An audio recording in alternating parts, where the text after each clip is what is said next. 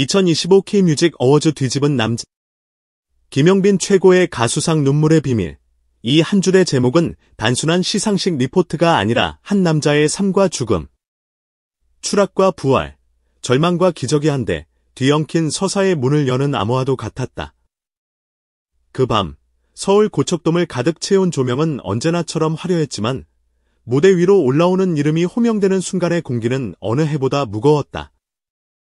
수많은 후보들, 각종 데이터를 쥐고 있는 업계 전문가들, 예측 기사에 목숨을 거는 연예부 기자들까지 누구 하나 쉽게 단정하지 못한 그 상, 바로 2025년 K뮤직 어워즈 최고의 가수상이었다. 그런데 그 치열한 경쟁을 뚫고 세상이 다 잊었다고 생각했던 한 이름이 그 거대한 무대의 정중앙에 박혔다. MC 신동엽이 봉투를 손에 쥐고 숨을 길게 들이마시며 말했다. 2025년 최고의 가수상은 과연 누굴까요? 객석이 동시에 숨을 삼켰고 그 짧은 침묵이 마치 몇 년은 이어진 것처럼 길게 느껴졌다. 그리고 마침내 스크린이 밝아지며 한 남자의 얼굴이 떠올랐다. 잿빛 원룸에서 기타를 안고 앉아있던 그의 뒷모습, 비오는 새벽 노트북 앞에서 홀로 노래를 부르던 그의 여벌굴, 병실 침대 위에서 성대를 짚으며 멍하니 천장을 바라보던 그 눈동자. 관객들은 순간 무슨 상을 발표하는 자리였는지조차 잊은 듯했다. 스크린 위 자막이 이렇게 떠올랐다. 나는 노래로 태어났고 노래로 죽는다. 그리고 바로 그 다음 신동엽의 목소리가 떨리며 무대를 갈랐다. 2025년 최고의 가수상은 김영빈 씨입니다. 한순간 공연장은 폭발했다. 팬석에서는 이미 눈물을 참고 있던 사랑빈 팬들이 서로를 끌어안고 오열했고 일반 관객석에서도 알 수 없는 환호와 울음이 뒤섞여 거대한 파도처럼 몰려왔다. 기자석에서는 셔터 소리가 폭우처럼 쏟아졌고 생방송을 지켜보던 시청자들의 댓글창은 순식간에 그의 이름으로 도배되기 시작했다. 하지만 그 누구도 알지 못했다. 이 기적 같은 장면이 사실은 3년 전 서울 외곽의 낡은 원룸에서 시작된 이야기라는 것을. 무대 뒤 대기실, 이름이 호명되던 그 순간까지도 김용빈은 자신이 이 상을 받게 될 거라는 사실을 믿지 못했다.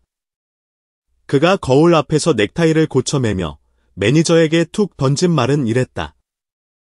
후보에 올라온 것만 해도 감사하지 뭐. 상은 뭐. 다른 사람들이 더 자격 있지. 그러나 이 겸손한 말 뒤에는 아무도 모르게 삼켜온 피와 눈물, 그리고 스스로와의 처절한 싸움이 깊게 뿌리 내리고 있었다. 2022년, 그는 언론이 말하는 대로 한때 잘 나갔던 가수였다. 한때. 그 한 단어에 그의 모든 과거가 잔인하게 묶여 있었다.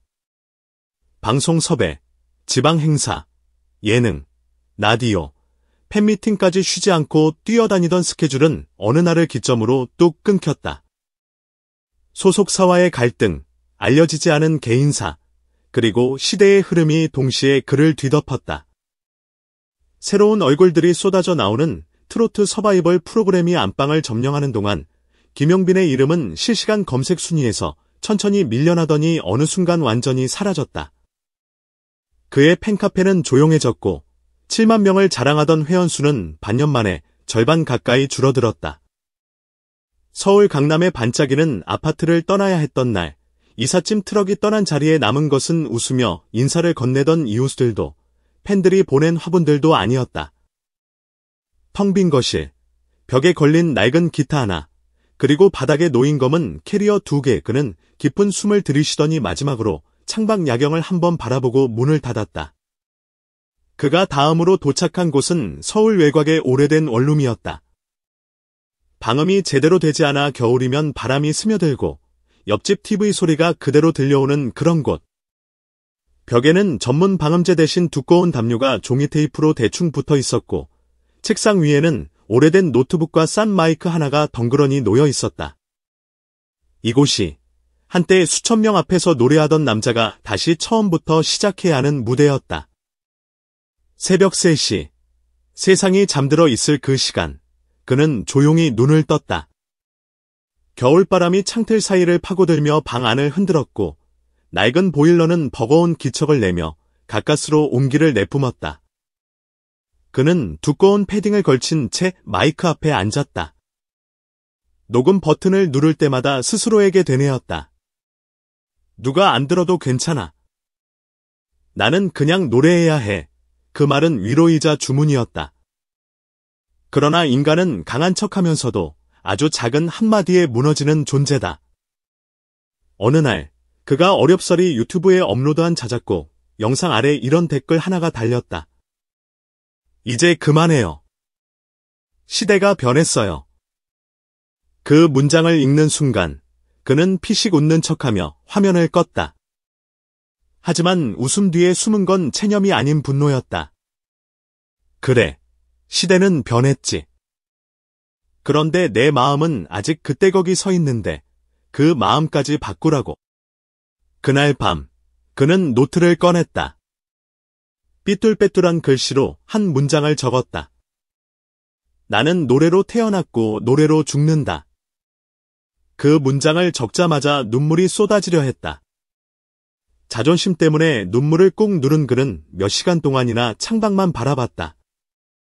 겨울비가 어두운 도로 위로 떨어지며 불빛을 번지게 만들었고 차들이 지나는 소리가 멀게 들렸다. 마치 세상 전체가 자신을 버리고 저 멀리 떠나가 버린 듯한 기분. 바로 그때 한 통의 전화가 울렸다. 오래된 벨소리가 낡은 방 안에 울려 퍼졌다. 화면에는 오랜 친구이자 프로듀서인 박준혁의 이름이 떠 있었다. 용빈아, 나야. 잠시 침묵이 이어졌다. 박준혁의 목소리는 조심스러웠지만 단호했다. 우리 다시 한번 해보자. 이번엔 돈도, 유행도, 방송도 다 내려놓고 그냥 내 얘기만 담은 노래. 진짜 내 인생을 곡으로 만들자. 그는 아무 말도 하지 못했다. 단단하게 묶어놓았던 감정의 문이 덜컥 열리는 소리가 들리는 듯했다. 진짜 그렇게 해도 될까? 이미 날 잊었잖아, 사람들. 그러자 박준혁이 낮게 웃으며 말했다. 누가 널 잊었대? 설령 다 잊었다 해도 어쩌냐? 내 무대는 원래 내 거야. 그 한마디가 그의 멈춰있던 시간을 다시 움직이게 했다.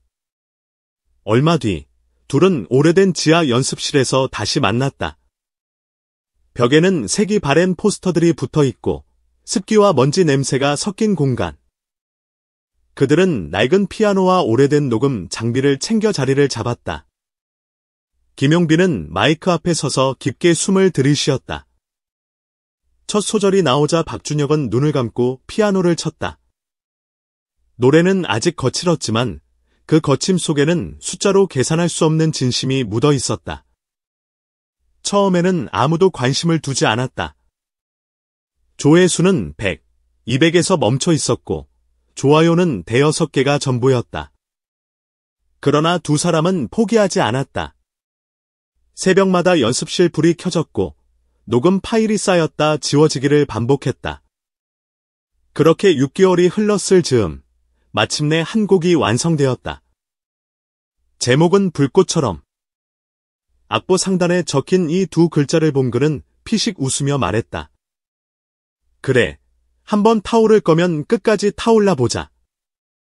비록 모든 걸 다 잃는다 해도 타올랐다 사라지는 편이 서서히 식어가는 것보다 낫지 않겠어. 그러나 운명은 늘 가장 잔인한 타이밍에 찾아온다.